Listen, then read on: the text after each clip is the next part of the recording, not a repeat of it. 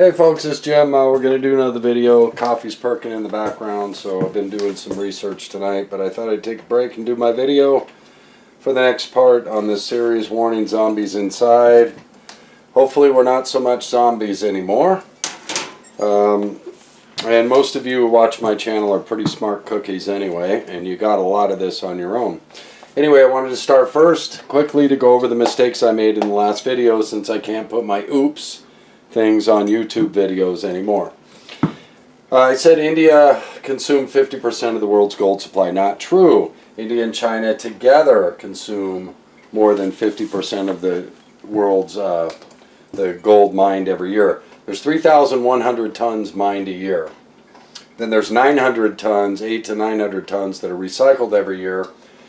And I've shown that India and China both bring in 2,000 tons. Plus China mines 450 tons behind the wall that never leaves China, so that's a total of 2,500 tons, so it's like 60 to 80% of all the world's gold mined annually goes to India and China at this time. Okay, but anyway, I just wanted to clarify that. The next thing is, I said that you should be 10% of your income should go to precious metals. Well, maybe these people can do it because they're saving 30 and 40% of their income, and they live modestly like the rest of the world does. Only the Western world holds the debt that we hold, people, per person. The rest of the world lives pretty modestly and well within their means. So we are the gluttons of the world, and but anyway, it should be 10% of your total net worth or portfolio should be in precious metals, a hedge against the collapse of a currency such as the dollar, as we're discussing in this series. I'm going to explain how all this is going to come about soon, but we have to piece it all together so you get each piece in. So that's a hedge, and most economic advisors will give you that information about you should have 10% of your portfolio in precious metals, and don't go with paper precious metals on the COMEX like an ETF, because you're never going to get that gold and silver if we ever have an economic collapse, because the COMEX will crash too. That's why China is starting its own gold exchange. Ours is so fiat, they want to start a real one. So anyway, the next question that I have for you is, or the next mistake that I made is that I said that China and India had more gold than the rest of the world combined. Not true. I meant most rest of the world's gold reserves combined. In other words, all the central banks and all the countries of the world have gold reserves. That only totals 31,000 tons. Okay, that's it. There's about 180,000 tons of gold in the world. Some say 165. I'm going to say 180. And that will give us an even number to work with. China and India, we're speculating, have about 50,000 tons. The world's gold reserves are 31,000. That puts us at 81,000 tons. So that means there's 100,000 tons of gold somewhere in the world that we can't identify readily. So I'm going to pose that question to all of you on YouTube. Where is the other 100,000 tons of gold? Where might it be? Let's have some discussion on it. So that's your question of the day. Where's the other 100,000 tons of gold? Who's holding it? How much? Where? Da-da-da. If you can find it. I don't think you can. I think you're going to find about 30 or 40,000 tons, and then we're going to have a mystery with the rest of it. And I bet it's the global elite that are holding it, and there's some stashes in some countries around the world being prepared for the day the dollar dies. Anyway, let's move on to the base of the video today, and we're going to try and move quickly and keep this down. Let's start with the Act of 1871. This came into play, disregard the IRS for right now. This came into play after the World Currency Act was done by the world banksters. Okay, they started preparing this model, then they passed the Currency Act, then they passed the Act of 1871, then they demonetized silver in 1873, which caused a lot of calamity in the lower classes in the farming industry, and all of that. A lot of farmers got hurt really bad. Look it all up for yourself. Demonetization of silver, 1873. You will be very, some of you may be shocked. But then we went fast forward to 1913, the Federal Reserve Act, which then brought on the IRS, which then combined with the Act of 1871 made you, the people, the guarantors of the debt of the corporation called the United States, which is now the 20 by 20 square mile place we call Washington, D.C. Remember, the capital of America used to be in New York. Then it was moved to this place called Washington, D.C., and we were corporatized. Anyways, Congress, without even knowing it, kind of sold us out. Basically, it was the banksters getting in there and persuading people to vote certain ways. Anyway, not important. But anyway, so know that. You're the guarantors of the debt. Your labor. Before all of this, your labor, people, was not taxable. Once all this came into play, and you became the guarantors of the debt of the corporation called the United States, all right? Now your labor was taxable to guarantee the debt, all right? So anyway, just wanted to share that with you. And then we became indentured servants. Now our forefathers knew never to have a central bank because it's what created the heavy taxation burden of the people of Europe. And so they continued to fight it. There was central bank contracts for 20 years. And then Jackson, for instance, he was one president. He put on his tombstone, I killed the banks. He got rid of it. And we went on our merry way without a central bank because our forefathers knew all central banking systems did was take control and create indentured servants of the people. And America was supposed to be of the people, by the people, and for the people. Well, now you know it's of corporations, by corporations, and for corporations. And you have to pay all the taxes, right? So anyway, for the mega wealthy, we should say. All right, so now that you understand that and that you're the, you own the debt, right? What is your share of this debt for this corporation? Well, I'm going to show you, America.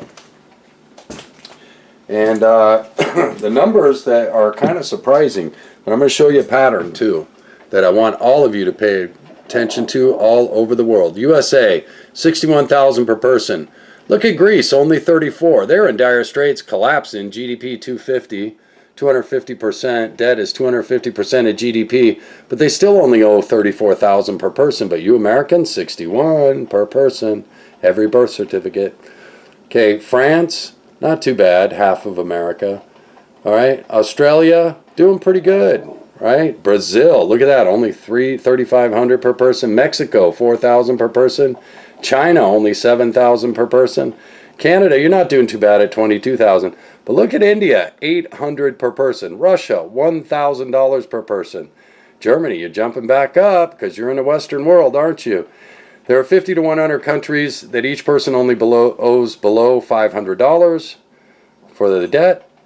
Colombia, look at that, $37 per person for their whole debt of their country. Isn't that awesome?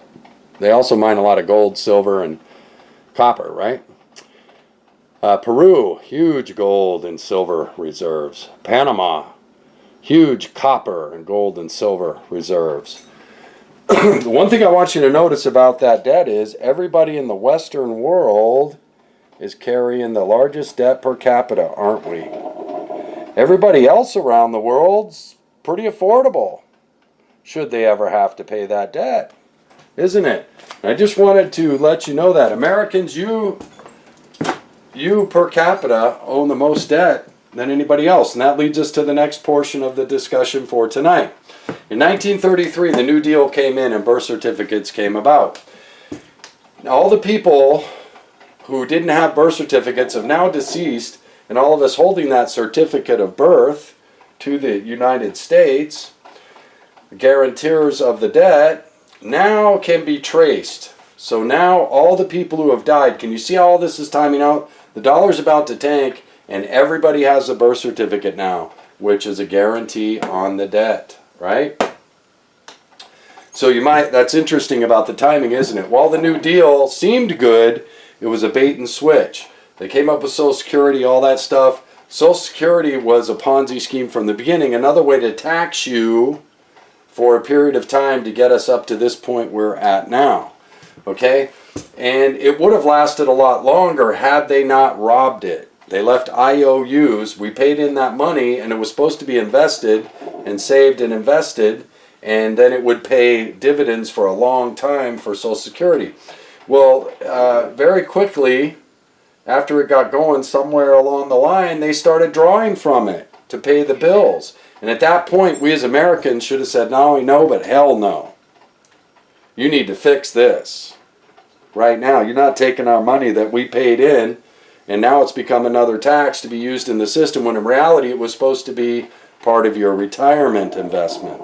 And they took it, okay? So you have to understand that. At that point, America, we should have stopped it. We have no one to blame but ourselves for allowing them to do it. And you can see how it's for the system. It's not for you. Otherwise, they would have never done that. Nobody in their right mind in the Congress and Senate would have allowed that to happen. But anyway, all you have is IOUs left there. So that's just something to think of. When we start pointing fingers when America does fall, there's nobody to point fingers at. We, the people, all along allowed this to happen. It was supposed to be of the people, by the people, and for the people, and it wound up being for the rich, of the rich, and by the rich. Right? The mega wealthy, the global elites who have always ruled the world. So anyway, we got scammed. It's just the way it is. Let it go. Don't be upset. But that's the one thing I wanted you to know for tonight. You as Americans own more debt than anybody else. And our Titanic ship is so big, our medical care costs are out of control. You can all agree on that. It's not going to be fixed. Can't be fixed. Not in time before this Titanic starts sinking. Okay? And they all know that. All the global elites know that. That's why they're preparing this whole basket that I've told you about. Okay? So, U.S. household debt, new record. We're entering in a new housing bubble. And what I mean by that is the median price of a home now surpassed the median income of Americans. All right? We have layoffs in the auto industry. They were caught loaning money to subprimes again. And now we're in trouble there. You've all seen that. The Baltic Dry Index is down, which means most of the trade is taking place on the Silk Road now because China's rail lines are up and running. So it's taking a lot of goods out. But anytime the Baltic Dry Index goes down, it's an indicator that the goods and services are not traveling around the world like they should. Okay? So that means there's a global slowdown. All right? So I just wanted to share all this with you tonight. Don't panic. Don't be stressed out. As I get into this, I'm going to show you positives and negatives to all of this as we move along, okay? So don't panic, please. Don't go digging a cave somewhere and buying a bunch of gold and silver all at once. Foolish. Don't do it. I'm going to show you things as we go on about this, how it's going to go down, how they're going to do it. And once you know the map of how they're going to do it, then you can play your cards. But don't play your hand before you know what the other guy's got, right? And don't bet. Don't bet. You don't want to lose it. So anyway, I just wanted to share this much tonight, okay? I didn't want to get too far into anything, but remember the question of the day. So where is the $100,000 tons of gold that's missing? We can identify 50 and 31,000. So where's the rest of the gold? It might be in some powerful people's hands waiting for the switch so that they can use gold. When gold goes to $10,000 an ounce, they can come back in and buy all the industry up, right, cheap with that gold that's hyperinflated, right? Well, the price of goods and stuff like that go crashing down, like in the 30s, then they come in with all that gold and they buy it all up super cheap. And then they control it all. They've done this throughout time. Study history of Europe. Study what this model has done to any nation that has been involved with it. Okay? It never fails. And it's always the same shysters doing the same thing over and over. And unfortunately, we, the people of America, this time carried the load, did their dirty work. We've been defending their banking model for the last 40 or 50 years. And they exhausted it. We're done. And by the way, we paid for them to get richer. So once you dig into this, you start going, oh man, we really got duped. But anyway, I hope you're all having a good one. Don't panic. Be cool. We're going to explain more. Jim out.